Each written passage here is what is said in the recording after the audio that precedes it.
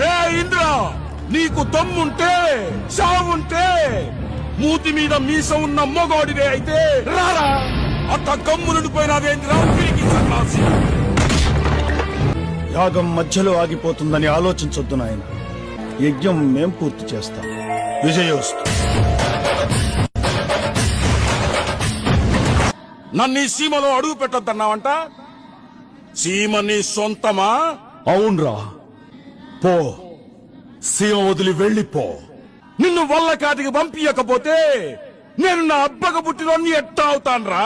నువ్వు ఒక అబ్బకు పుట్టినవాడు అయితే ఆడదాన్ని అడ్డం పెట్టుకుని మా నాన్నని బాబాయిని ఎందుకు చంపుతావురా? నువ్వు ఆపకే పుట్టుంటే వేల మంది శ్రేయస్సు కోసం చేస్తున్న ఈ యజ్ఞాన్ని ఆపడానికి ఎందుకు ప్రయత్నిస్తావురా? అబ్బ అంట అబ్బా, అబ్బా అబ్బా అంటున్నావే. ఆ నీ అబ్బ దగ్గరికి నీ రోజున పంపకపోతే నేను నా అబ్బకు పుట్టిన వాడినే కాదు.